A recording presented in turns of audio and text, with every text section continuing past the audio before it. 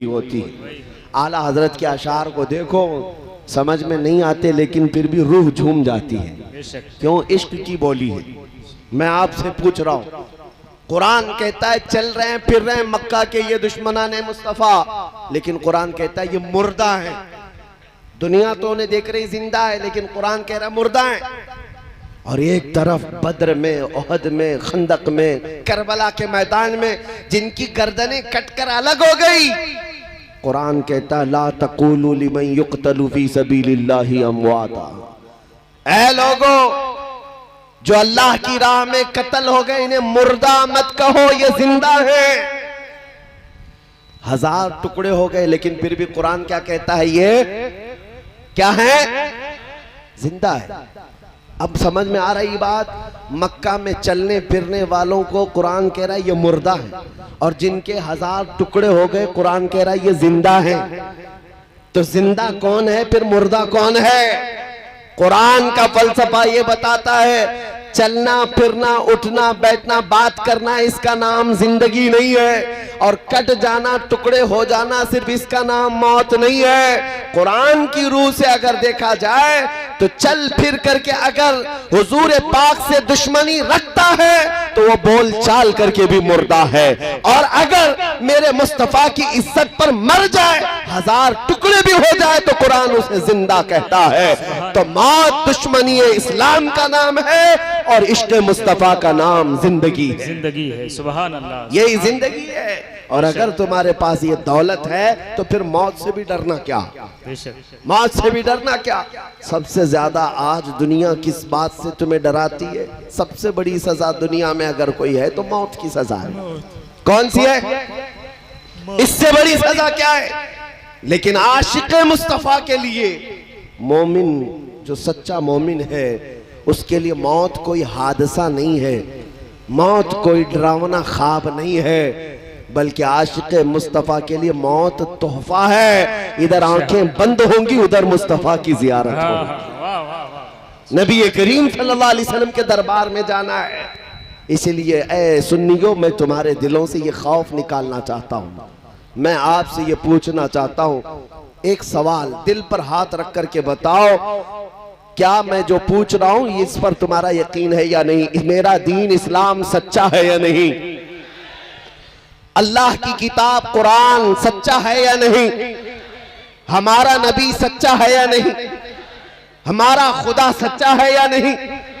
जिस दीन के, जिस कौम के अंदर ये जज्बा है, तुम्हारा खुदा सच्चा, तुम्हारा नबी सच्चा, तुम्हारी किताब सच्ची, तुम्हारा दीन सच्चा, जब सारा सच्चा है तो फिर मेरे अजीजों मुजरिमों की तरह सर झुकाकर नहीं, बल्कि अलल ऐलान सर उठाकर जिया करो। आला हजरत ने फरमाया है खौफ न रख रजा जरा, तू तो है अब्दे मुस्तफा।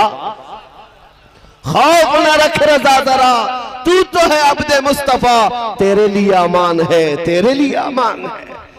मुजरिम कौम से तुम्हारा कोई ताल्लुक नहीं है। ना तुम आतंकी हो, ना आतंकवादी, और ना ही तुम्हारा दहशत से, टेरर से कोई ताल्लुक है।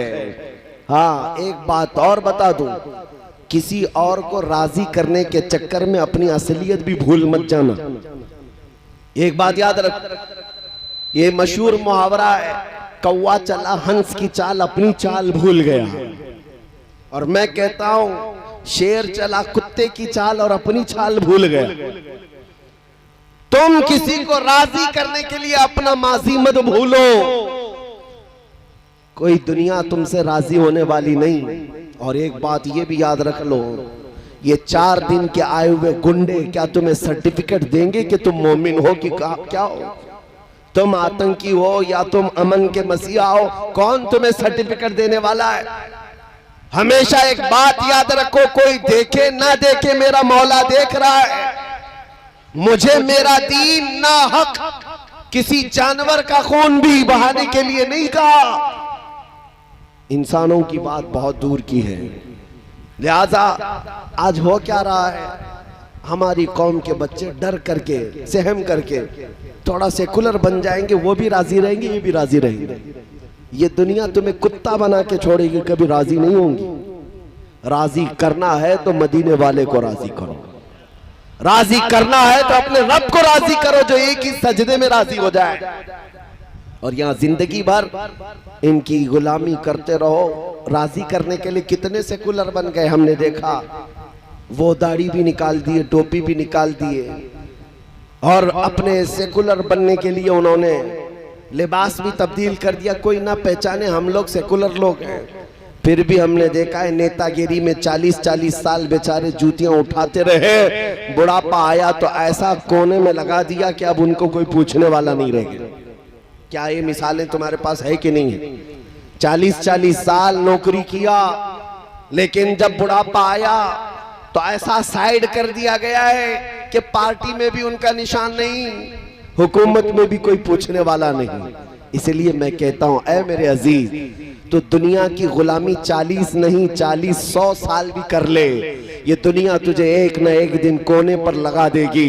काश मेरे मुस्तफा की वफादारी कर लेता, नबी करीम सल्लल्लाहु तआला अलैहि वसल्लम के कदमों में आकर सच्ची गुलामी का दम भर लेता। हमने देखा है इस गुलामी में जो जितना बूढ़ा होता है उसकी इज्जत उतनी बढ़ती चली जाती है, उतनी बढ़ती चली जाती है। ज्यादा अरसा गुजरा नहीं, अभी 5 साल 6 साल पहले की बात है। शायद वो आंखें यहाँ मौजूद होंगी जो वारिसे उलूम आला हजरत ताजुश शरिया को देखी होंगी। हुजूर ताजुश शरिया रहमतुल्लाह ताला अलैह का मैं एक अदना गुलाम हूँ, देखा करता।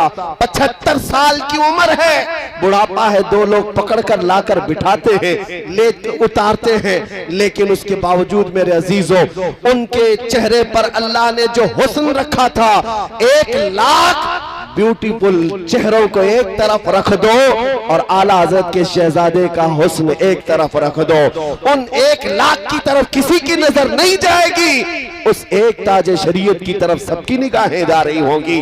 वजह क्या है? वो इसलिए नहीं कि मेकअप करके लाया हुआ हुस्न है, बल्कि वो गाज़ा जो था वो मुस्तफा करीम की निस्बत से हासिल था। इसीलिए मैं ये कहता हूं, किसी की जी हुजूरी करते करते तुम अपनी जिंदगी फना कर डालोगे, दुनिया कभी राजी नहीं होगी।